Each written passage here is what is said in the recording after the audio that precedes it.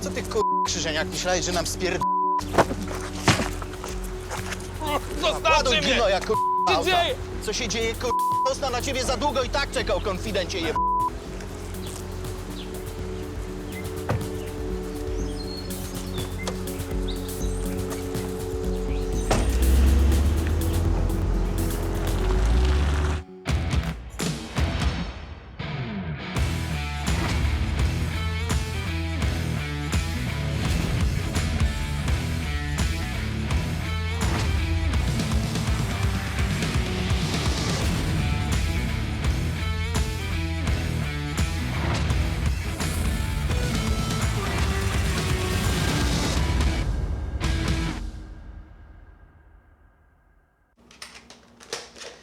Marysia, chodź spakuj sobie drugie śniadanie.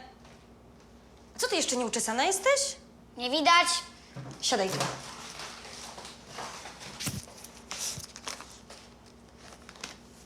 Ała, to boli. Co cię dzisiaj, Marysia, ugryzło? Wredna jesteś. To ty jesteś wredna, bo czemu chcesz się rozwodzić z tatą? Jemu jest teraz najgorzej na świecie. Marysia, ja teraz nie mam czasu na takie dyskusje. Zostaw mnie już. Marysia, uspokój się. Jesteś zdrajczynią. Przysięgłaś w kościele. Siostra nam opowiadała na religii, że to do końca życia. A ty co? Marysia, przestań. Co, ty już nie pamiętasz, jak to było? Jak ojciec był z nami? Nie pamiętasz, jak płakałam po nocach? A teraz ja płaczę po nocach. Maryśka, wracaj! Maryśka, wychodzimy natychmiast!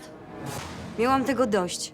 Jacek zwyczajnie spieprzył mi życie, a teraz jeszcze Marysia zrzucała winę na mnie. Jak miałam wytłumaczyć córce, że jej ojciec to w sumie kawał drania i lepiej trzymać się od niego z daleka? Radosław Mirski był dynamicznym menadżerem w dużej firmie, szczęśliwym ojcem i mężem. W tajemnicy zachował fakty, dzięki którym możliwa była ta sielanka. Jesteś najlepsza. Tylko tyle? I najwspanialsza, i najmądrzejsza, i najpiękniejsza. I na maksa cię kocham. Zaliczone. Napijesz się kawy? Pewnie, pewnie. O której dzisiaj wrócisz? Moglibyśmy pojechać po ten rower dla Miłoszka? O, czekaj, tylko otworzę.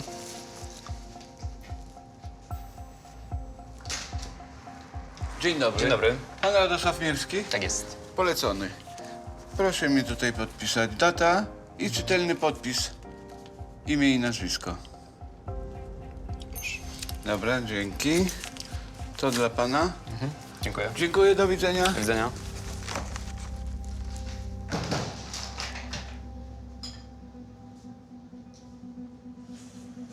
Co to? To nie jakiś polecony z urzędu, wiesz? W sprawie podatku gruntowego. O, dzięki, kochanie. Cześć. Dzięki. Okej, dopiję kawę, lecę do pracy. Tylko wrócę, to skoczymy po rowerek, okej? Okej. Super. Patrzę na tego gościa. No a jak? Jedzenie trudna sprawa, nie? Trzeba mieć technikę. Pa. Pa. Mariusz rozpoczął zmianę w Lombardzie sam. Był już przyzwyczajony, że Angelika się spóźnia. Jednak dziś on też nie dotarł na czas i pierwszy klient już na niego czekał. 7 minut spóźnienia. Przepraszam. Umieszczy. Co pana tak przypiliło? A wie pan, muszę pozbyć się tej perełki.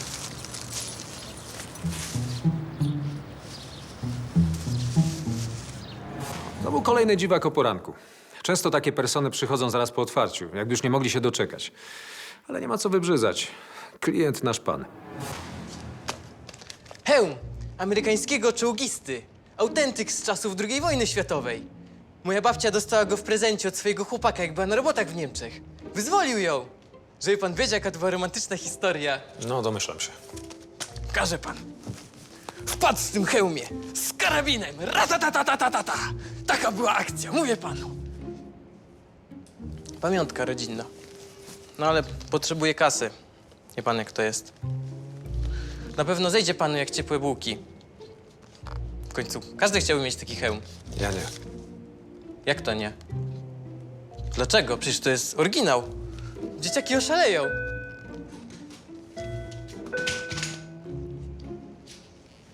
Co to? Wojna? Nie, ale można się przygotować. Chce pani przymierzyć? No, a wyglądam jakbym chciała. A, może faktycznie lepiej nie, bo nigdy nie zaznam spokoju ducha. Zakręcony koleś sądził, że pajacowaniem coś ugra. Ale od Angeli to co najwyżej mógł liczyć na ochrzan. Od razu wiedziałem, że była nie w sosie. 100 złotych. To jest umowa dla pana. 100 złotych. 100 złotych. A babcia to się pewnie w grobie przewraca. Malutko, malutko. Niestety, więcej nie mogę. Ale jak panu nie pasuje, może pan zawsze spróbować przez internet. Nie no, potrzebuję na szybko. Dobre i to. A może jeszcze po niego wrócę? Może babcia nie będzie mnie straszyć w snach. Do widzenia. Do widzenia.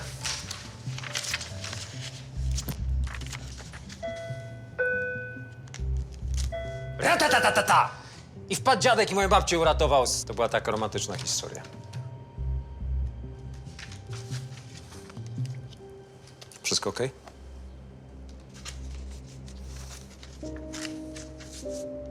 Widzę, że jesteś przygnębiona.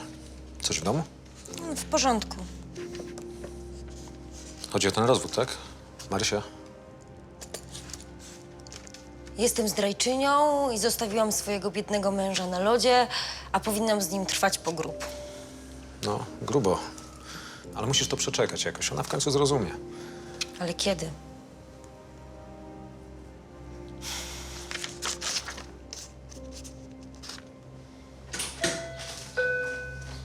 Dzień dobry. Dzień dobry. Mój znajomy jakiś czas temu zostawił tu laptop pod zastaw. Mam tu upoważnienie do wykupu. Proszę. No, ale ta umowa jest już przeterminowana. Jeżeli nie była przedłużana, to możemy nie mieć już sprzętu. Ale dobrze, pójdę sprawdzić.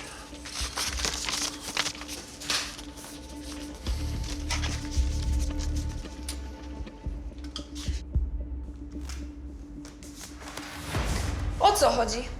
Co się dzieje? Panowie? Dlaczego tu wchodzicie? Halo? Co się stało? Przyjmij piąteczkę. Co się dzieje? Dzwonię po policję. Gdzie jest radio? Poszedł do pracy. Gdzie są jego sprzęty? Proszę, wezmę go tylko na ręce, on się boi. Macie tu laptop waszego kumpla Igora Krzyżaniaka. Ale jakiego krzyżeniaka? Kim wy jesteście? Nieistotne. Macie czy nie? Ja naprawdę nie wiem, o co chodzi. Zadzwonię do męża, on wszystko wyjaśni. Nigdzie nie dzwoń, zaczekamy.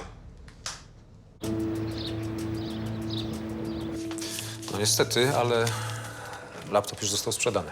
Ale jak to? Może pan sprawdzić jeszcze raz? No, ale jestem pewien, byłem, nie ma go. Powiedziałem, to już jest niestety po terminie i sprzęt jest sprzedany. Ale za każdym razem, jak dochodzi koniec umowy, dzwonicie do klienta, prawda? No tak, przeważnie tak robimy.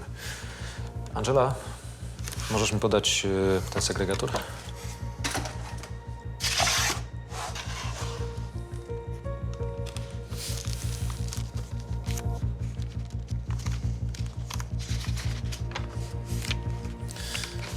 O, proszę zobaczyć. Tutaj jest data końca zestawu. Tutaj jest adnotacja, że wykonaliśmy telefon, ale nikt nie odbierał. Czyli wszystko zgodnie z naszymi procedurami. Przykro mi. Może pan pamięta, że jakoś dałoby się dotrzeć do kupującego. Naprawdę ważny laptop. No ale nie legitymujemy ludzi, którzy przychodzą kupić tu jakąś rzecz. Co innego przy umowie lombardowej, wtedy tak. No jak pan idzie do sklepu, to ktoś prosi pana o dowód osobisty? No nie, no. No rozumiem, ale tam były bardzo cenne pliki, dokumenty, zdjęcia. Naprawdę istotne. No, co tam było? No tak jak powiedziałem, pliki, zdjęcia, dokumenty. Naprawdę, mamy tutaj każdego dnia bardzo dużo klientów. To jest duże miasto. Przepraszam, a pani może pamięta? Nie ma szans. Ja tego nie sprzedawałam, ale nawet gdyby, no to się nie pamięta takich rzeczy. No dobrze, ale to jest laptop, tak? A nie jakiś drobiazg. Chyba nie sprzedajecie na co dzień laptopów. Przykro mi, ale nie możemy panu pomóc. Lombard nie działa na jakichś specjalnych warunkach. Przy zastawie obowiązuje umowa, ale przy sprzedaży nie zaglądamy klientom w dowód. Ile razy już odbywałam takie rozmowy? Klienci przychodzą do nas po terminie i mają do nas pretensje. Sorry, na tym polega ten biznes. Radek wrócił do domu zawiedziony, ale to był dopiero początek jego kłopotów. O, jesteś wreszcie. Co tu się dzieje? Gdzie jest moja rodzina? Gdzie jest sprzęt? Jaki sprzęt? Ten, który dostałeś od twojego kumpla, Igora Krzyżaniaka. Igora? Ja nic nie wiem. Nie ściemniaj. Znaleźliśmy kwity z poleconego. Ten idiota księgowy wszystko musi mieć dopięte na ostatni guzik. Nawet listy. No i co, że polecony? Jajco, gdzie komputer? Jaki komputer?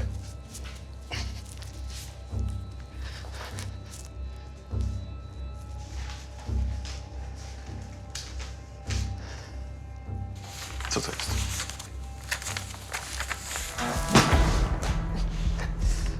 Gdzie jest sprzęt? List przyszedł dzisiaj, przysięgam. O niczym nie wiedziałem, tylko się domyślałem, więc pojechałem tam, ale... sprzedali już. To go znajdź. Ale jak? Tak, aby twojej rodzinie nie stała się krzywda.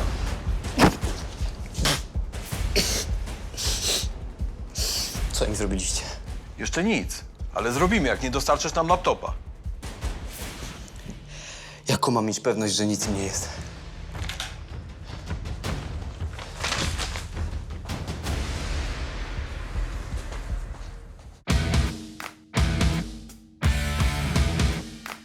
A po przerwie córka Angeliki jest podejrzana o przemyt narkotyków do więzienia. Twoja córka przemyciła do więzienia narkotyki w pacynce, którą miała dla twojego męża. Ale to nie ja jej dałam. A kto? No przysięgam, możesz przyjść do nas do domu, zrobić nam rewizję, nic nie znajdziesz. Angelika wraz z córką zostają porwane. Będziecie spokojne, to nie będziecie miały problemu, okej? Inaczej stracisz życie ty i twoja córeczka. Mariusz broni się przed gangsterami. A wiem, chodzi o tego laptopa.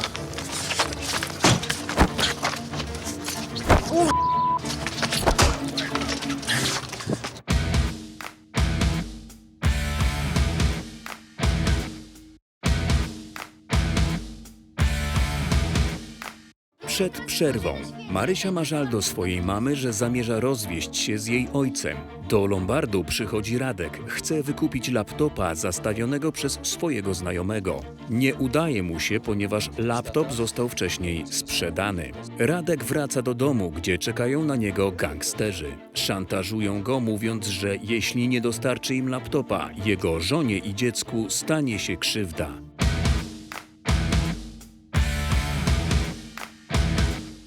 Angelika przez cały dzień nie mogła się skupić na pracy. Przez to, że chciała się rozwieść z mężem, jej relacje z córką były coraz gorsze. Ale prawdziwe kłopoty miały dopiero nadejść.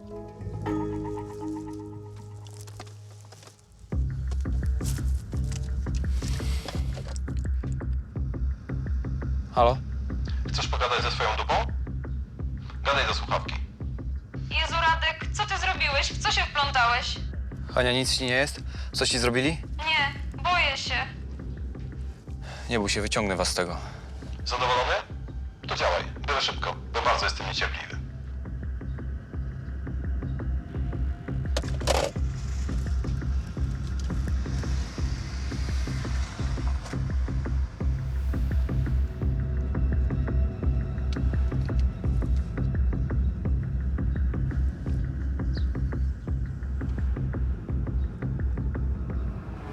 Jeszcze tylko brakowało mi dziś do szczęścia tego Gliny.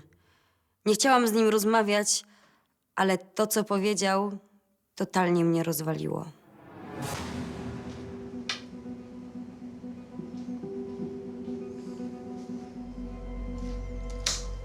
Twoja córka przemyciła do więzienia narkotyki w pacynce, którą miała dla twojego męża. Ja pierniczę. Ja nic z tego nie rozumiem. Ale to nie ja jej dałam. A kto? No przysięgam, możesz przyjść do nas do domu, zrobić nam rewizję, nic nie znajdziesz. No dobra, powiedzmy, że ci wierzę. Czyli ktoś wykorzystał Marysię. Dał jej narkotyki albo sam umieścił w pacynce. Nie mam pojęcia. Nawet dziecku nie dadzą spokoju. Kto taki? No Sypki, jego ziomale. Ale co, groził ci? Nie on, tylko jakiś nowy. Nawet go nie znam. Dobra, muszę wiedzieć, jak wyglądał. Co nam zrobicie? Zależy od ciebie. Czego chcesz? Współpracy. Ja pomogę ci się z tego wszystkiego wykaraskać, a ty pomożesz mi rozbić grupę przestępczą, która działa w więzieniu i na wolności. I twój mąż jest jej częścią. I co miałabym robić? Będziesz dalej przynosiła gryps. Nie, nie ma mowy. Ja nie będę ratować Jacka. Jak dla mnie, to on może zgnić w tym więzieniu. Może z niego w ogóle nie wychodzić. No właśnie. I jeśli ich rozpracujemy, to jest na to większa szansa. A teraz muszę wiedzieć, kto dał Marysi narkotyki. Znalazłyśmy się z Marysią w potrzasku. Policja chciała zrobić ze mnie kapusia, a przestępcy nas wykorzystywali bez naszej wiedzy. Czułam, że totalnie tracę kontrolę. W czasie, kiedy Angelika rozmawiała z policjantem w Lombardzie, z jej córką spotkał się Robi, człowiek z gangu współpracujący z Jackiem. Cześć Marysia. Nie bój się. Przecież wiesz, że jestem kumplem twojego taty. Jak było na spotkaniu z tatą? Dobrze. Wiesz, że tata ucieszył się z twojego prezentu? Skąd pan wie? Dostałem gryps. Wiesz co to? To taka wiadomość z więzienia. Słyszałem, że jesteś świetna babka, wiesz, kozak jak twój tato. Słuchaj, nie mówiłaś nikomu o nas, bo wiesz, tata oberwie, rozumiesz? I nie wiesz to, co mówi mama. Przecież wiesz, że ona tylko próbuje mu zaszkodzić, a tata cię kocha, prawda? Mama chce, żeby twój tata nigdy nie wyszedł z więzienia. Chce go wrobić. Musisz mu pomagać, bo inaczej nigdy stamtąd nie wyjdzie. Rozumiesz? Tylko pamiętaj, nikomu nie mów. Na razie, cześć.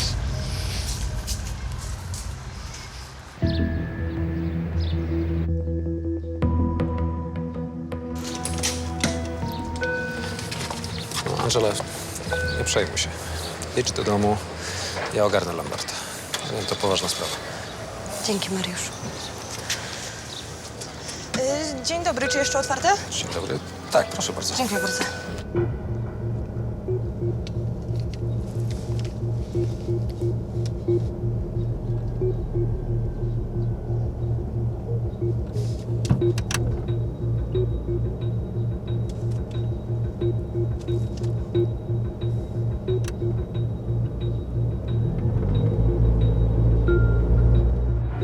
Zawsze bałam się tego, że Marysia może wpaść w nieodpowiednie towarzystwo, bo sama przez takie przeszłam. Ale nigdy bym się nie spodziewała, że wpędzi ją w to własny ojciec. Angelika zwolniła się z pracy i w towarzystwie Darka, policjanta Wydziału Kryminalnego, ruszyła do domu, by jak najszybciej porozmawiać z córką. Marysia, co to ma znaczyć? Skąd wzięłaś narkotyki?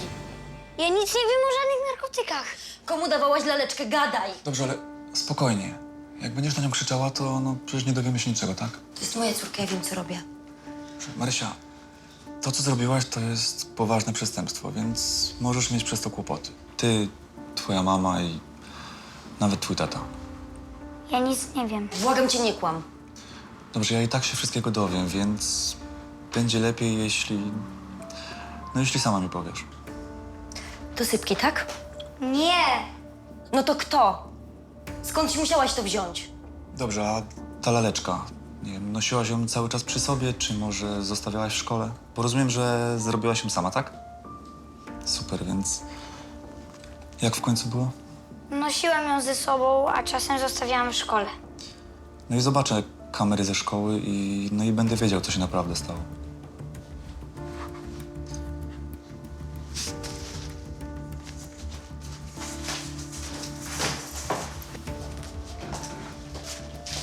Dobra, nie mamy wyjścia, więc jadę sprawdzić monitoring ze szkoły i okolicy i... No coś powinno wyjść. Ja pogadam z nią jeszcze. Dobra. To musiał być ten facet, co mnie straszył, no bo kto inny. Załamywało mnie tylko to, że Marysia go tak twardo kryła. Byłam pewna, że się go bała. Po wyjściu policjanta Angelika dalej maglowała córkę. Za wszelką cenę chciała poznać prawdę. Czy ty rozumiesz, w co ty nas pakujesz? Posiadanie narkotyków to jest przestępstwo. I przemycanie ich do więzienia. Ty chcesz iść do poprawczaka? Nie przyjmą mnie. Jest od 13 roku życia. Ale jak ja pójdę do więzienia, to ty pójdziesz do domu dziecka. No i dobrze. Dobrze to będzie, jak ja cię spiorę. Cholera. Straciłam nad sobą panowanie I gdyby nie to pukanie do drzwi, to naprawdę byłam gotowa zlać Maryśkę. Ale tego, co się stało za chwilę, nigdy bym nie przewidziała. Ani słowa. Idziesz. Idziesz. Czego pan chce? Zamknij się. Idziesz. Siadaj tu. Mała, stawaj tu koło matki. Siadaj tu, szybko. Będziecie spokojne, to nie będziecie miały problemu, okej? Źle trafiłeś. My nic nie mamy, my nie mamy pieniędzy. Nie chcę pieniędzy, tylko laptopa z twojego lombardu. Mój Boże, to pan. Ale my już mówiliśmy, że my już go dawno nie Nie mamy. obchodzi mnie to. Ma się znaleźć. Inaczej stracisz życie ty i twoja córeczka. Tego było już za wiele. Pomyślałam, że to chyba jakiś sen albo kara za grzechy. Po pracy Mariusz jak zwykle biegnie swoją stałą trasą spod domu przez park, kiedy dostaje dramatyczny telefon. Tak? Mariusz, ratuj. Co się dzieje? Jest u mnie ten facet. Od tego laptopa. Co ty gadasz? Ten, co był rano, ma broń. Mówi, że nas zabije, jak ten sprzęt się nie znajdzie. Odszukaj go. Ale czekaj, zaraz. Ma broń? Nie wiem, jest sam? ciekawski. Zajmij się lepiej znalezieniem mojego sprzętu. I nie dzwoń po gliny, bo ją zastrzelę. Nie zawaham się. Mam za dużo do stracenia. Halo?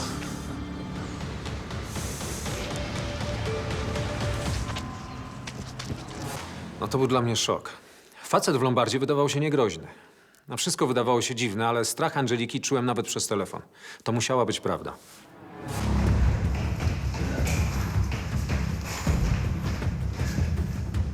Zaalarmowany przez Angelikę Mariusz dotarł do jej mieszkania. Bał się o życie koleżanki z pracy i jej córki.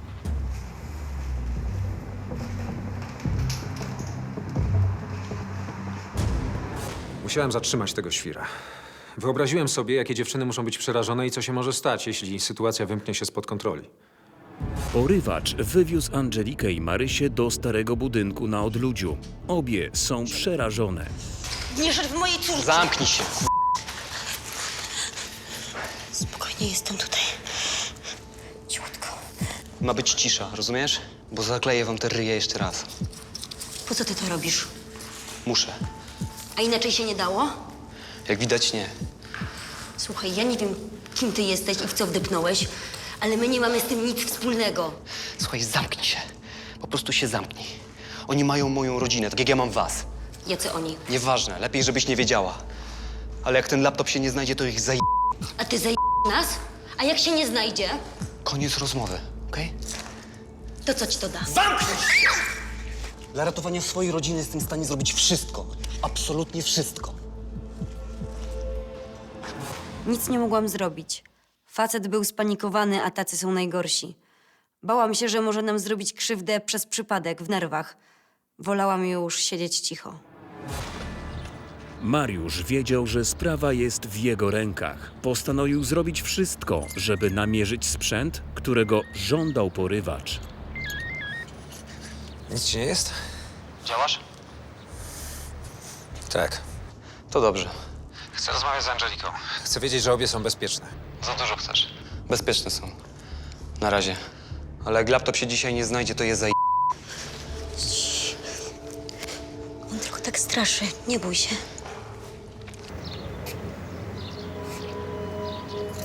Nie płacz. Jestem tutaj. Tak? Jesteśmy tutaj razem, tak? Chodź, przytul się.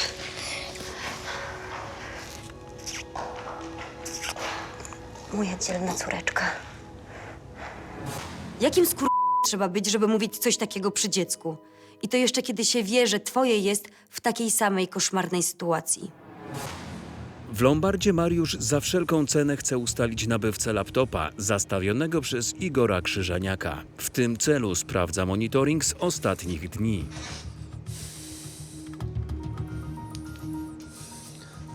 Adek, komu pchnęliśmy takiego lapka, co leżał nas 3 tygodnie? No taki czarny na wypasie. Pamiętasz, mówiłeś, że dla jakiegoś ziomka chcesz go wziąć. No mówię, że ważne. Gadaj. Jaki znajomy? Słuchaj, ja muszę to wiedzieć. Nie mogę ci teraz powiedzieć, ale nie ściemniaj, mów. No mamy problem. Nie bój się, koleś na tym na pewno nie straci. Aha, dawaj. Dobra. Czekaj. Rafał Bartecki, tak?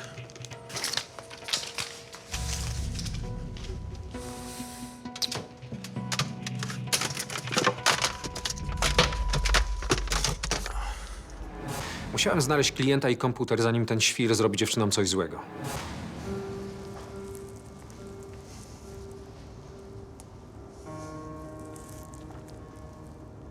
Nie wytrzymujemy już. Mógłbyś to ściągnąć? No to chociaż poluzować.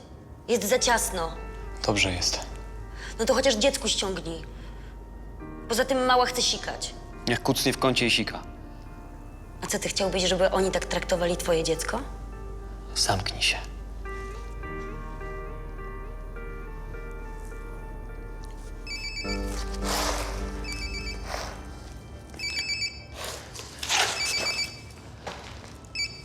Jestem.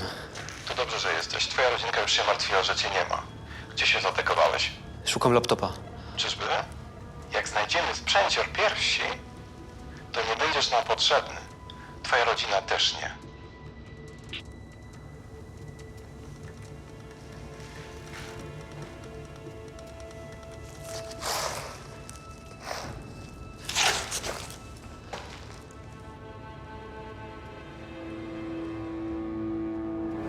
Widziałam, jak się spocił. Jak się bał o swoją żonę i dzieci. Tym bardziej nie rozumiałam, jak mógł traktować tak Marysię i mnie. Mariusz wziął z lombardu dobrej klasy laptop. Miał zamiar odnaleźć nieświadomego zagrożenia klienta i wymienić sprzęt na ten, którego poszukiwali bandyci. O, mamy misia chyba. Można? A, niestety zamknięte już. Mamy sprawę. A wiem, chodzi o tego laptopa.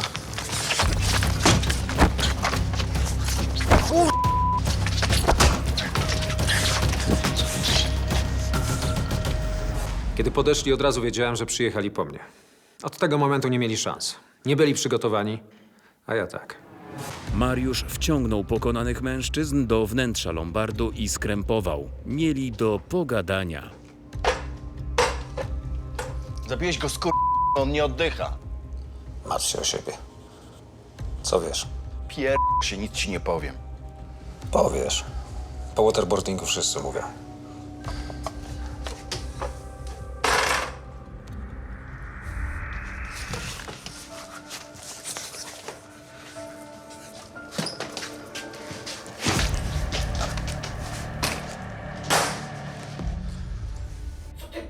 Chcesz mnie zabić? No co wiesz, to przeżyję. Gość wszystko wyśpiewał i można się było zorientować, że to grubsza akcja. Zadzwoniłem do znajomego gliniarza, bo sytuacja była bardzo poważna. Mariusz przeszukuje samochód bandytów w poszukiwaniu jakiejś wskazówki. W tym czasie pod lombard przyjeżdża Darek, policjant Wydziału Kryminalnego.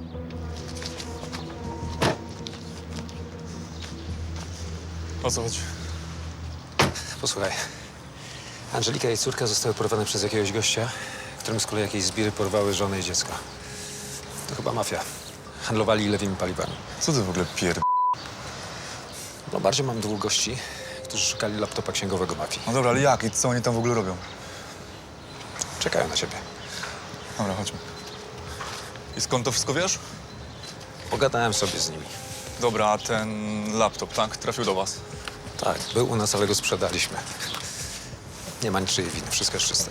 Dobra, później to wyjaśnimy. Na czym stoimy? Musimy namierzyć tego kolesia, który porwał Angelikę i Marysię, no i tych gości, którzy z kolei porwali jemu żonę i dziecko. Dobra. Trochę wystawiałem się temu gliniarzowi, bo jednak mocno sponiewierałem tych oprychów. Wiedziałem, że później będzie węszył, no ale życie Angeliki i Marysi było ważniejsze. No i namierzyłem tego gościa od laptopa i chciałem mu zawieźć jakiegoś lepszego, nowszego, ale akurat oni mi przerwali. Ty ich tak załatwiłeś?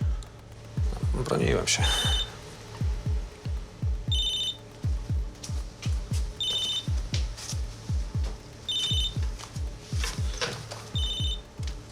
Kto to Sosna? Szef? Odbieramy? Słuchaj, rozmawiasz tak, żeby nikt się nie zorientował, że coś nie gra, jasne? Jedno fałszywe słowo i strzelam. Nie zrobisz tego. Przekonamy się, ale już sobie nie pochodzisz, jasne? Dobra, co mam mówić? Powiedz, że działacie, że mnie macie, że przekupujecie Lombard i że ten Radek mógł mieć rację, że sprzedaliśmy tego lapka.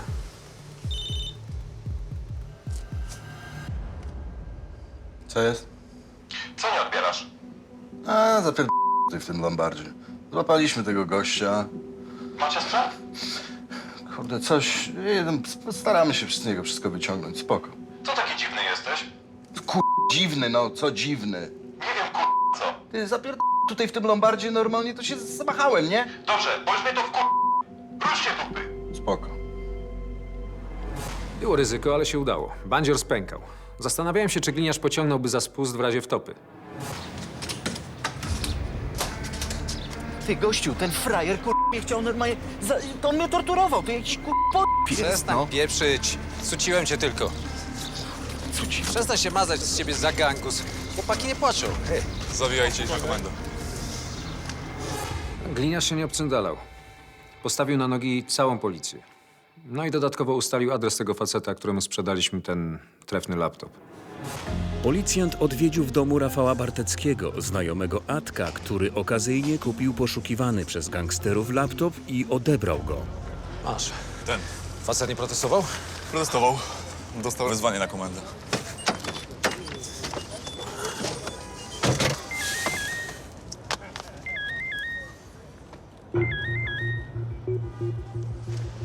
Mam ten laptop. Gdzie podjechać? Dobra, podjedź na stację benzynową przy zjeździe z Głównej na wiochę Zachowice. Dobra, ale wymiana z rąk do rąk. Ja ci daję laptop, a ty uwolnisz dziewczynę i córkę. Uwolnię je, ale na swoich warunkach. Nie, chcesz dostać sprzęt, wymiana musi być jasna. Na inny układ nie idę. Mam je A chcesz stracić żonę i dziecko? Skąd wiesz? No wiem. Dobra, ale bez żadnych gin. Będę widział z daleka, z kim przyjeżdżasz. Wytniesz jakiś numer, nie zawaham się. Będę sam. Gdzie? Tysiec. Stary PGR. Za wsią. Numer 13. Zapamiętasz? Dobra, jadę do was. Tysiec. Ale ma tak wyglądać, że jestem sam.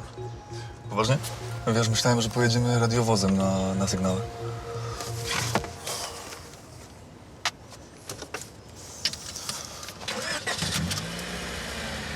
Jak tam?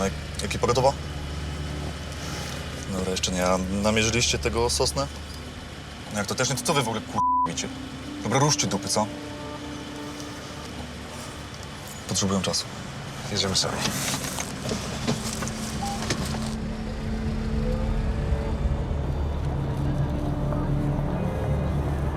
Nie było chwili do stracenia. Koleś wiedział, że do niego jadę i pewnie puszczałem mu już nerwy. Angelice i Marysi też. A ja... przypomniałem sobie dawne akcje.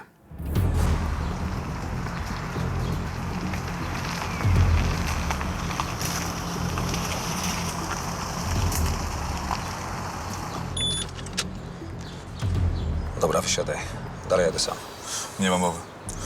Ty zostajesz, ja idę. A zaraz tu będą moi ludzie. Przecież facet wie, jak wyglądam. Rozmawialiśmy w Lombardzie. Już nie mogę cię puścić samego. Nie masz wyjścia. Dobra, to gramy na zwłokę. Zaraz to będą moi ludzie, partner jest w drodze, a lada moment będzie tu grupa uderzeniowa. To zwariowałeś? Z czarnymi chcesz tam wchodzić? Chcesz ryzykować życie Angeliki i Małej? Szkoleś cię sprzątnie, jak tylko wejdziesz. Do niczego mu nie będziecie potrzebni. Najpierw musi sprawdzić laptopa, czy jest właściwy. To sprzątnie cię chwilę później. No i właśnie wtedy ty masz tam być. Wysiadaj.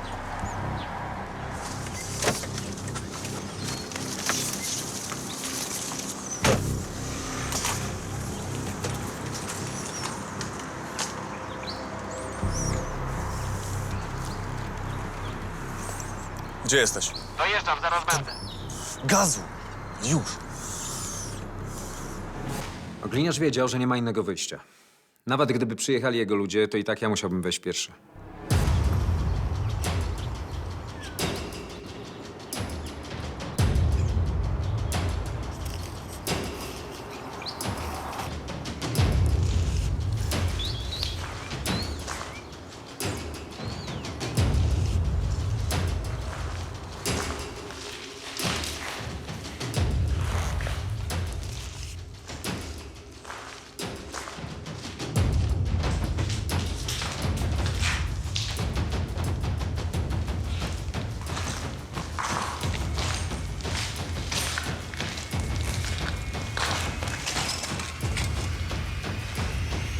Nie ruszaj się. Spokojnie. Mam to, co chciałeś. Uruchom go. No dawaj, dawaj. Sam jesteś? Tak jak się omawialiśmy. Na pewno? Nie sprawdzałeś? Słuchaj, nie drwij ze mnie, okej? Nie mam nic do stracenia. Wierzę ci, już to mówiłeś. Może sam spróbujesz, nie wiem, czego mam szukać. Nie. Będę ci mówił, co masz robić. Wybierz jakikolwiek folder. Wpisz semafor 89. I co, masz? Ale tutaj są 2 foldery, nie wiem, który wybrać. Policja, nie ruszaj się! Zostawcie mnie, błagam! Siedziałam tam jak sparaliżowana. Obok płakała moja córka, a ja nie mogłam się ruszyć. Wiedziałam, że już po wszystkim, że jesteśmy uratowane. Może dlatego tak mnie zamiotło. Po obezwładnieniu porywacza Darek zawiadamia ekipę policyjną. Ustalają dalszy przebieg akcji. Mariusz opiekuje się Angeliką i Marysią. Obie są w szoku. Słuchaj, dzwonisz do nich, mówisz, że masz laptopa i chcesz go przywieźć, jasne? To tak nie działa. To Sosna dzwoni, inaczej byłby podejrzany.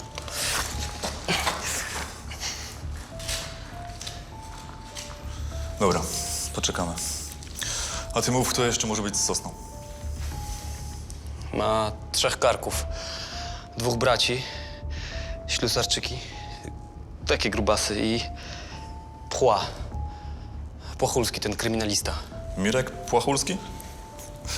No ciekawe. Dobra, braciaków już mamy, więc zostaje nam ten trzeci.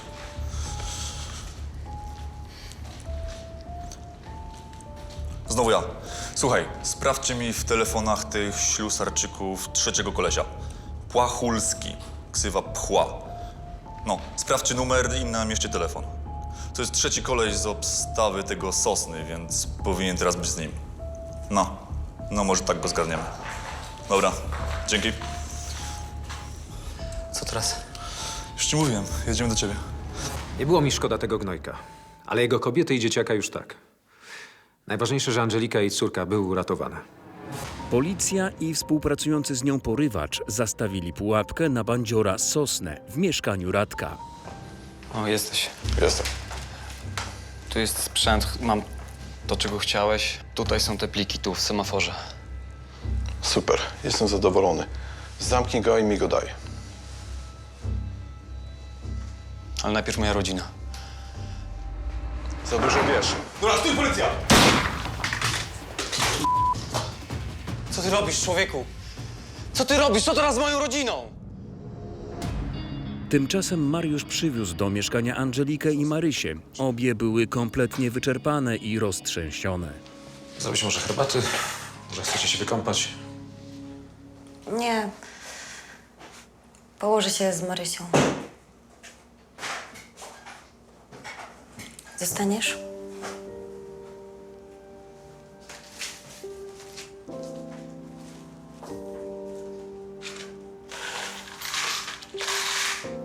Mariusz? Dzięki. Chyba nikt nigdy nie zrobił tyle dla mnie. Uratowałeś moją córkę. Zrobiłem, co mogłem. Dobrze, że się udało. Dziękuję.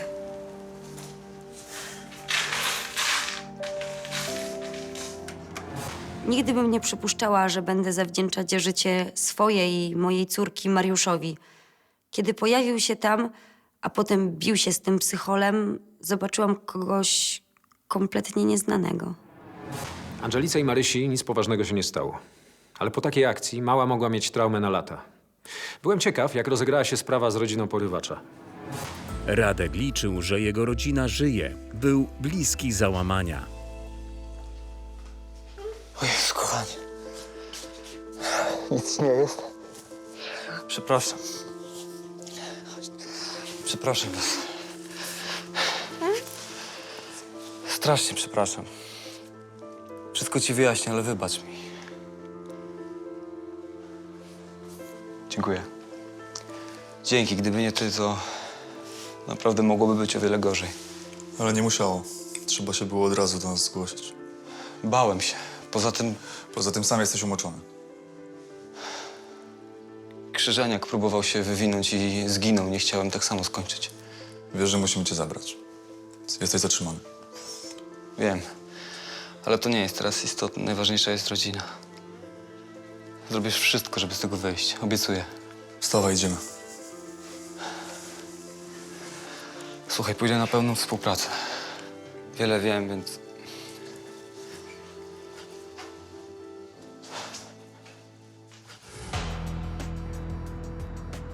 Mariusz został w mieszkaniu Angeliki do rana. Angelika poprosiła go o to, bo nie czuły się z córką bezpieczne. Cześć. Zrobiłem wam śniadanie. Marysia jeszcze śpi.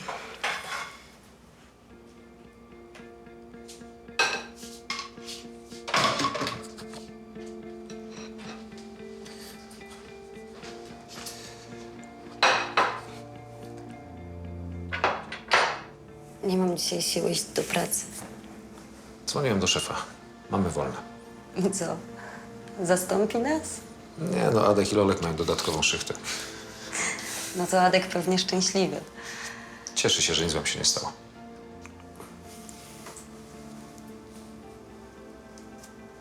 No dobra, to ja będę leciał. Zostań.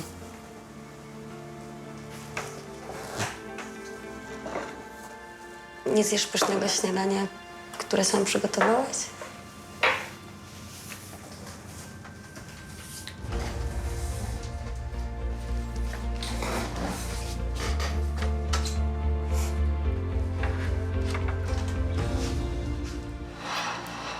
Więcej informacji o serialu na naszej stronie, na Facebooku i Instagramie.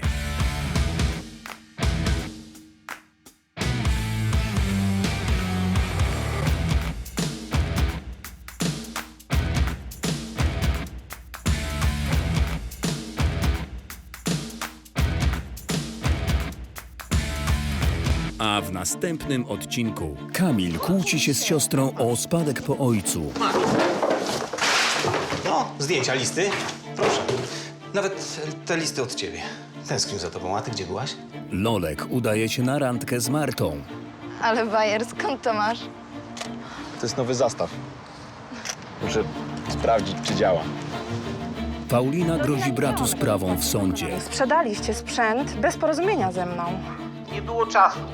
Przestań pieprzyć. Albo zrobicie jak mówię, albo idę do sądu. Ziutek ma kolejny pomysł na zdobycie pieniędzy.